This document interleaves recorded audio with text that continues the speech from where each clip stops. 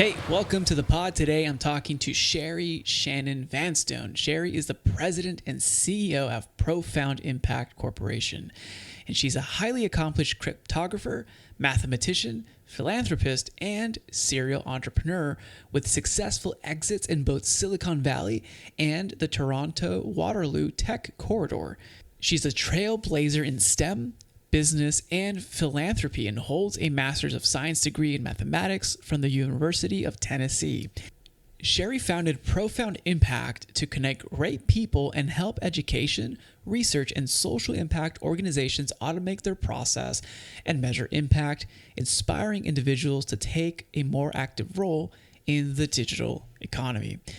And she's on a mission to help education, research, and social impact organizations automate their processes, measure program impact, and tell their story and inform strategy.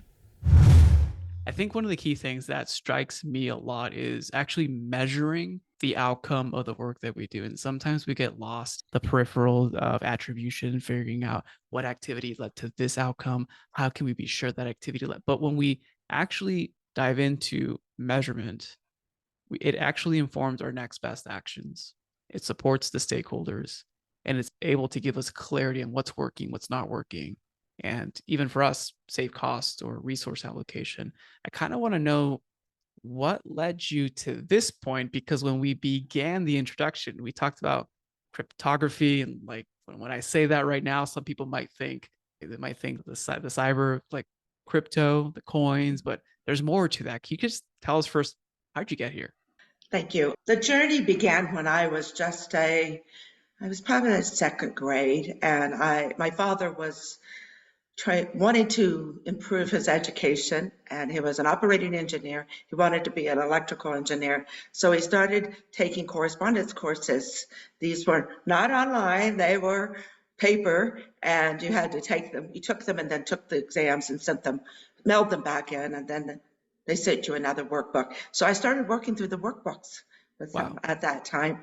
And so by the time I was in fifth grade, of course, there are a lot of standardized tests done at that grade, and I scored 10th grade in mathematics. And so then I was inspired to continue to do that, and along the way, I had high school teachers that worked with me and took extra time with me to make sure that even if the course wasn't offered, they did tutorial sessions with me. Really? So that when I went on to university, I was prepared to advance in mathematics. And I must say that all my teachers in mathematics in high school were women. So it was a great role model for me. Now, I didn't go on to become a teacher. After I finished my graduate school in mathematics, I went to work for the US government as a cryptologic mathematician, and it is what the name says. It's making cryptographic encryption codes for confidentiality, and also learning how to break those codes that other targets use. So it was a great career. Mathematics is one of the STEM subjects, and it gives you a strong foundation in evidence-based decision-making, problem solving, so lifelong skills. And it led me to the US government, and then I decided I needed to be an entrepreneur. So I went to Silicon Valley and with a startup in the information security area. So it was not a straight path, but I came to Canada and worked with 3 or 4 companies, mostly in information security. So in 2017, I sold my last company to Robert Bosch, which is a German company. It was security for the driverless car. And that was, I had a non-compete, and I thought that was it. I was going to rewire and do other things, but not run a company. That didn't happen. I started Profound Impact. At first, I started Profound Impact to tell the story of a specific individual and organization. It was University of Waterloo. Okay. Now, University of Waterloo is in Waterloo, Ontario. It's known for its co-op program, but it's also known for its math faculty. It has worldwide influence and impact. So I knew that, but I wanted to understand that impact, not just of the individuals, but the collective impact, and then to inspire future impact and collaboration. So that was the whole goal in setting up profound impact.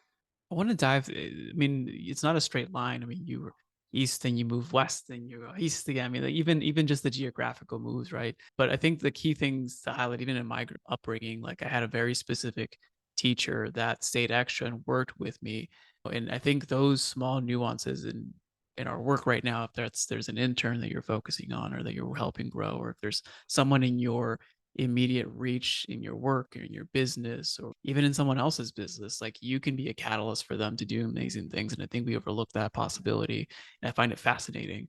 I mean, you did briefly discuss that you worked in cryptology, but to be fair, I mean, this is not like modern. I think it was more of a male dominated environment. So I kind of want to talk about how you navigated, because it sounds like you've had 4 or 5 careers at this point, right? From the US government to the several startups that exited, and now the new company that you're running. But as you navigated this, were you driven by the opportunities to apply your skill sets? Were you driven by the problems that you were solving because you're a venture seeker and you want to solve a new problem? What was your main drive? Because I think a lot of us listening to the pod and a lot of us going through life, we think we're in one track, but like you mentioned here beautifully, there's multiple tracks that'll keep added to our life, different paths that we can take. So when we're discerning or looking at these tracks, what were some of the things that drew you to start a company, drew you to go literally west? Part of it is the situation that you're in.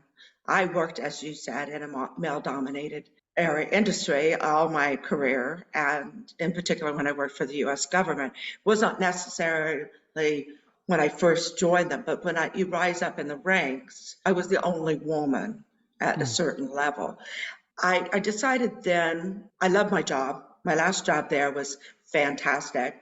I enjoyed it. I was promoted quickly, as I mentioned, and it came to the point I was told by my boss's boss that if I wanted to move up, I had to move on. Oh, wow. Yes, and because my boss was going to retire in that position. So my boss's boss was honest with me and he said, Sherry, you need to move on. I know you love this job. And I said, if I have to move on, why don't I really move on and take things into my own hands? And at that time, I was working in a job that allowed me to deal with commercial information security companies. Okay. So I saw what was going on in the commercial world. I was in of course, the government related activities, but I was interfacing with them. And I thought, you know what? I could really do this and this with this company or this organization that I ended up going to at Silicon Valley. So it was really just saying, I'm going to put my whole self, my own destiny in my own hands. I want to go into sales. Oh. So I go to the Silicon Valley company and they said, what do you want to do? Now that's unusual, but startups do that, right? Sometimes they bring you in for your skill set and they say, we have so much to do. Which one of these do you want to take on? Yeah. And that's a good thing about startups. And I said, no, I want to head up Asia Pacific and Central and Latin America sales. And because I have a degree in Spanish too. Yeah. And I studied in Costa Rica. Oh my gosh. I said, okay. And they said, okay, which was exciting. And then once I started it, I spent 6 years traveling through Asia Pacific, setting up distribution channels. And I'd love to go into that story a little bit more. I had to give up Latin America because that was just too much. And so they brought on somebody else. So then that was like, okay, I'm going to take my future into my own hands. Sales gives you that opportunity. I get a base salary and then I get a commission and I can make what I can out of it. And I was very successful there. But what happened then was the organization that I was with was quite toxic. And I could stand up to the men in the corporation and fight for myself and fight even for my people. But I wasn't at the high enough level to change the culture of the organization. So my next move was based on my why. My why was I want to make a difference, not just for my own career. So my first move was I want to make a difference for myself. And then my second was I want to make a difference for others. And I want to help change things. That's pretty profound. Is this when you went to a second company or when you decided to start? I went to Canada, came to Canada to work with a competitor, the Silicon Valley company. Okay. And there I came in at a high enough level. I was a VP of sales and marketing, and I was able to start influence the culture there. And so And this is before the yes, profound impact. Okay. and then that was a company called Certicom, which we did all the security for BlackBerry and all Oh, the other wow. phones. And then we were acquired by BlackBerry in 2009. Then we went on to co-founded with my late husband, TrustPoint, which that's what we did. And there I really was able to make the most difference. And so built that company and sold it in 2017. So that's all a long journey of different whys. And I tell people this, that your why can change and it will Mhm. change along. And your motivation for your next whatever step should be based on your why. And then maybe that would change over time. So in 2018, when I left the company, I was there for a year, the transition after the acquisition. I decided that was it. And then I was presented with this opportunity to try to not just measure impact, but to visualize impact and to inspire future impact. That's fascinating. So, yeah, so that was what Profound Impact was set up to do, was just do that. And now we have several product offerings, but this was the main one. That was the genesis of Profound Impact. And it was the genesis, was it the challenge to measure? Because that's a really, I mean, it's very difficult in my opinion. You should do that even to normal companies as Yes, well. But it was at the yes. challenge and the why, the how bigger of an impact you can make. Yes, and because this is not a static story, there's a dynamic story, right? Oh no, yeah. So when you talk about an individual or then a faculty or an organization like the University of Waterloo, they're made up of these individuals. So you tell the individual stories, you look at the impact of that there, and then you look at the collective. And it's about both. And then how do you measure that impact? You have to agree on some metrics. And once you agree on that with an organization, then you start looking either many ways of looking at, but it really is about individuals' careers Mhm. and their impact, and then tying it all back. So let's say you're trying to measure an impact of a program. So you can look at people who have been influenced or have taken a course or have been a participant in this program, and then you look at where they are now. You don't know how much that one course a program had on their career, but you can start extrapolating and then you have enough data. So it started as a vision to do this, measure this impact, and then it became a very big data problem or challenge Yeah. because you're bringing in all this different data, a lot of it public, some of it's private data, bringing it together, aggregating it, and then drilling it down into it to say, what is the impact of this One specific. one system, Yeah. and then provide an actionable insight back into that process. And Mhm. that's part of it. And so it's not an easy process because there's a lot of data. You hope there's a lot of data. Yeah. You try to collect as much data as possible. And then you look at differences in minorities versus majorities, how they progress from the program. And so you really are trying to drill down into the granularity to identify how you can improve programs. No, I hear that. I want to put a pause on that and go back because I want to dive into the impact and the data in a separate moment. But just to give context here, did you have any sales and marketing experience prior when you took the leap? You No. literally declared, I'm going to become a sales and marketing expert, and you did it. Yes, Okay. yes, yeah. Okay. So And I that's think that's what people are realizing now. It's not the experience, it's the skill set and the desire. Yes, yes, yeah. So, 100%. I feel that so much. I've talked to so many people like, oh, I'm going to start this new thing, but I don't have case studies. I don't have this. That's irrelevant. So can you do the thing that you want to do? And like you mentioned it here, the desire, the internal desire to do that. That's fascinating to me. So I want to pinpoint on that is that your initial why in the beginning, obviously we all need to start and we need to have a base foundation for ourselves if we want to help others. So your mhm, initial why, betterment for myself, but then you were bold in belief of yourself or belief that this is an opportunity and you wanted to do it. And that wanting to do it would like when things got really difficult, you probably pushed through and were able to overcome that, but you I became a always said world-class leader. I took one step forward and two steps back. And I Yeah. think this is another thing. It's whatever you're doing. I just talking to a young entrepreneur yesterday, a male, very successful hockey player Oh, with the NHL. He started a company, and he's looking at me and he looks so desperate. And I said, just put one foot in front of the other. You may have to take a couple steps, but just hang in there and you have to build yourself a team around you too. So bring in mentors, bring in people that help. And I always say, ask for help. I'm yeah. not the best at that. That's why I have to keep telling myself. Yeah. Sometimes I think, oh, I can do this. I don't need to ask for help. But people want to help, Yes. and they will help if you ask. And I've had lots of stories that I can tell you about when I didn't ask, and then later I found out if I'd asked, it would have changed many things. And it made Uh, it easier. and yes, I'm so curious. yes, So I'm curious. So I mean, betterment of self, you working towards that, you were bold in making that decision. And then from there, you saw a platform where you could help others. And then your why changed for the other. And that's where you can really scale even further.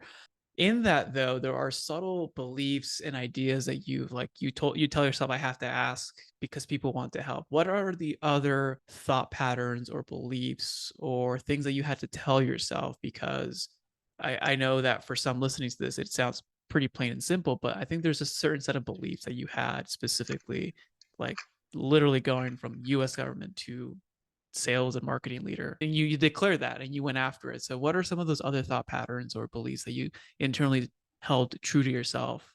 that you have to act. You have to act enthusiastic to be enthusiastic.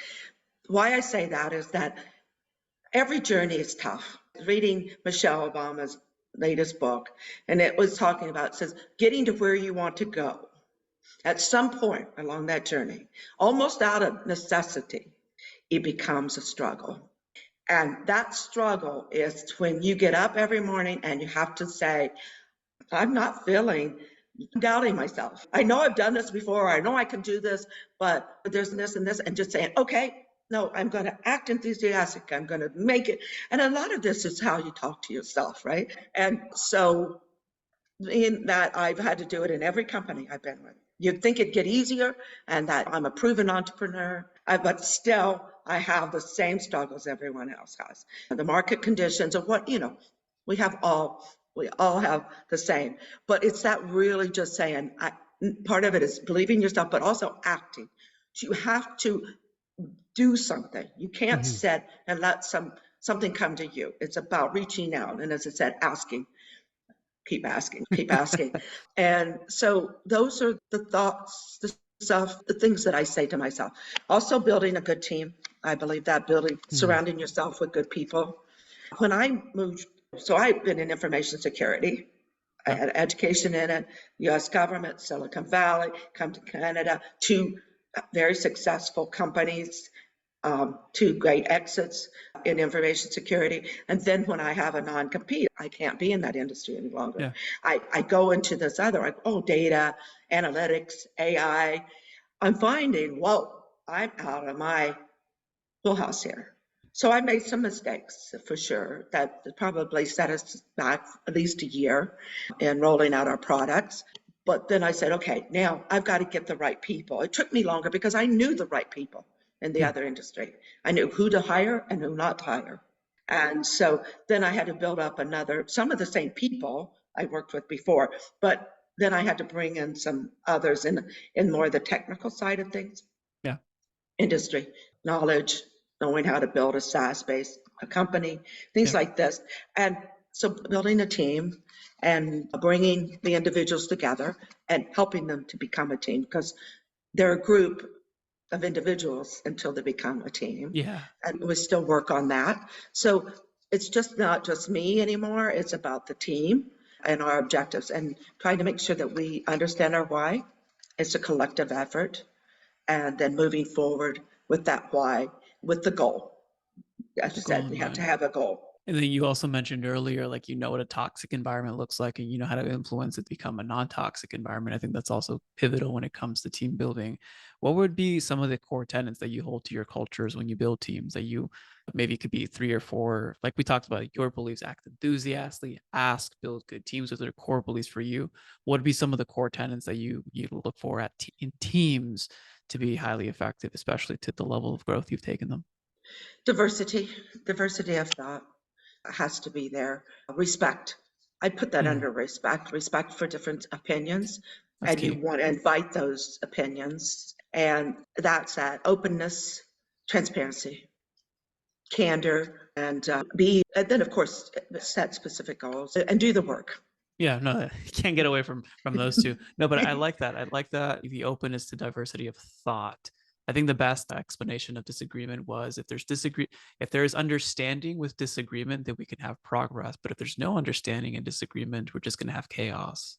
So I Yeah. think you want to facilitate disagreement in a respectful manner where we can have these, then the best idea wins, right? It's not a hierarchy. I like that. Moving towards, I mean, we left it, but I really wanted to go here because I find it fascinating and it's just incredible. Like you mentioned, there's no journey is linear. It's always like its own beautiful story.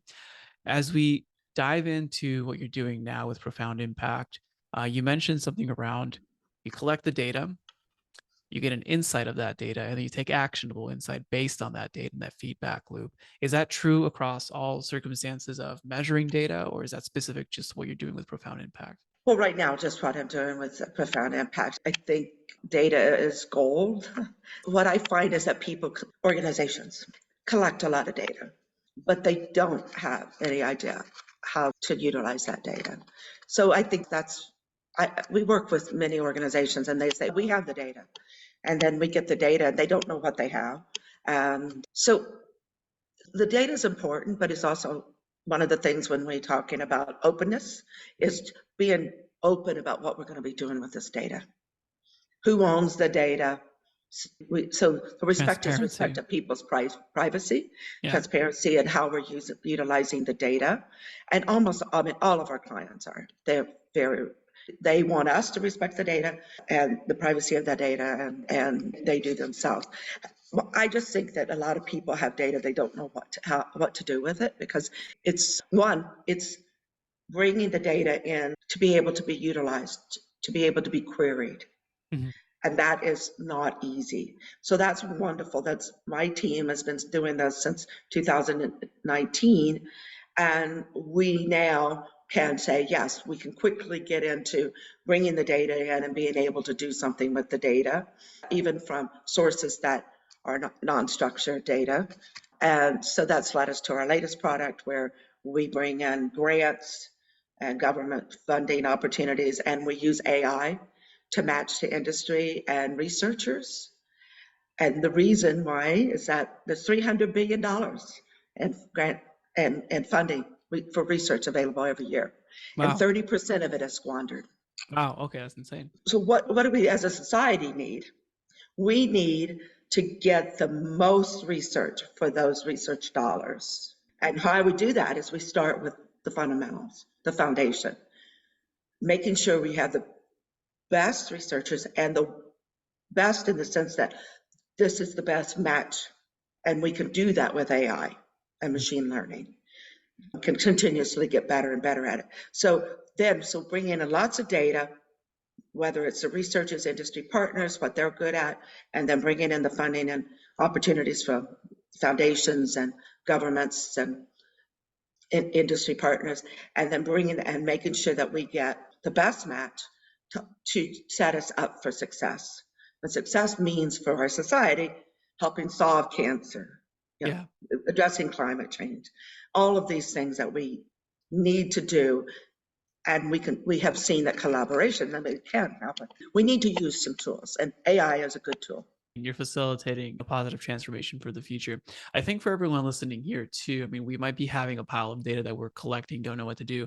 Could you walk us through maybe a simple, I know there's a lot of complexity here, but just a simple, what are some simple things that I can take this data and turn it into? Like, what would be your key steps, specifically in the entrepreneurship or business route? If I have this data, what would be the best next steps for me to take to have something that can deliver key insights? If there's a step-by-step thing or just the way that you think about it. Well, I think first you have to decide, what is your goal? Mm, Is it a goal to say, to learn, to improve a process, to improve a program, to learn from your mistakes, or are you just saying, okay, I'm just have a bunch of data to have the data, and yeah. I can do charts with it and show I have this many male and females identifying individuals, and you could do that with the data. So that's really just looking at the demographics of the data in those terms. But if you have to decide what I want to do, we've worked with this client, and I must say that I will say, because it didn't work out the way we wanted it to, is because they could not figure out what they wanted to measure. Huh. So we went with them and we brought on all the data. We set out some things to measure, and then they go, that's not it. That's not it. So we went back and said, okay, we will identify from the data some interesting things about the data. And one was they weren't doing their job in a certain Mm, area.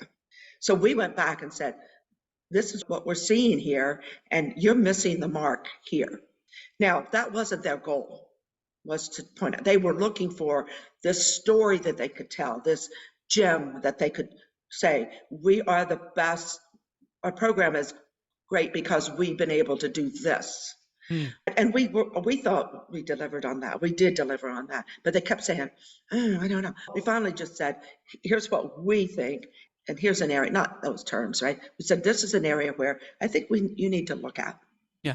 So setting the right goals when you go into the data, then will help you. It's just if you go out mining for gold and you don't even know what Know what gold it looks looks. like Yeah. and all that, it's just okay. You don't even know if you have a rock or you have some gold there. So that's a problem with data today. We collect it, we just don't know how to utilize it. There's opportunities for companies like ours to help you understand that, to understand the data, understand what you want to measure from the data. So Yeah. that's the first step. And then saying, do we have the right data? Do we have enough of that data to be statistically significant? Those questions that you ask about, and then you start querying the data. The That's the insights. last step. And then Yeah. once you get that, and then you can say, because once you set it up for success then. So you Yeah. know exactly what you're trying to measure. And then, I mean, bringing it back to what you said, like it's the focal point. How are we looking at this? Why are we looking at this? And what is our intention? I think that's important to ponder on when we're looking at our own data or the insights that we want to garner. Like, why are we going to use this? And that delivers the strategy and then the execution pieces. Because, like you mentioned, the framework is straightforward after the fact, but it's that initial key why. I think just as a final thought, I'd love to know, what do you think around the current state of, you mentioned it earlier with the machine learning, how is that impacting the future, how we're going to do our work, the data collection, analysis of that data. What's exciting you the most on the trajectory that we're going, and what are some of the key ideas you have around that? I'm excited in the fact that we can utilize AI, machine learning as a tool. AI has been around many years. I used to work for MasterCard International, VP of Electronic Commerce. We used we used AI many years ago with neural networks. So AI is not new. What's Mhm. exciting though is the new applications for it, but also the computational power, the new algorithms. We're getting better and better and better. So what I'm excited about is that what we can utilize this tool to automate processes that human beings are not as good at. Let's Hmm. take a 100-page grant application Yeah. from one of the largest foundations in the world. A human being sitting there reading this, even a very good reader, an individual who can comprehend very well, cannot ingest that data as well as a machine can with the right algorithms. So we could bring data in faster. Then human beings are there to do the high value work. The high value work is once the algorithms has said that this match is for this grant is optimal. Then taking that to the next step and doing the application. I know ChatGPT could probably do some of that, It's but not 100%. Yeah. not 100%. And I can tell you, if you ever asked ChatGPT to write a paragraph about yourself, It's interesting. Oh, wow. I have not done that Use yet. trend. Yeah, it is. I did things I didn't even know I had ever done, Oh, yeah. but of course they were not correct. So I would say it is that let's let these tools. They're tools. Now I'm not. I know that there's people who are afraid of AI in the sense of utilizing the tool in a different way than I'm talking In a about. I'm malicious talking way, yeah. about yeah. I'm talking about utilizing this tool to automate processes to again bring us to a better matching for research grants so we get better research out of so we can help solve the world's problems. There's examples of that from in many different industries. So that excites me that we are utilizing this tool. Many organizations are for good, To and that solve bigger excites me. problems. And I think the key word that you mentioned was that humans can do higher value work, not less work, but higher value in terms of really moving the needle in terms of solving these problems at a higher capacity or even more capacity or at a higher Mhm. capability. I love that. Sherry, for our audience here, where's the best place they can go to one, thank you for being on, and two, learn a little bit more about what you're up to? They can look at profoundimpact.com, go to my LinkedIn profile, reach out to me, Sherry Shannon-Vanstone, or Shannon at profoundimpact.com. Wonderful. We'll put those links in the show notes. Sherry, thank you so much for being on. Thank you for this opportunity. It's a fantastic conversation with you. I appreciate it. If you found value in today's podcast, please consider sharing this with someone that you believe could also benefit from this episode. You never know, you may be the catalyst that opens them up to a new way of operating their business and experiencing life. As always, it's an honor to be a small part of your journey. This is Raul Hernandez. Do good work.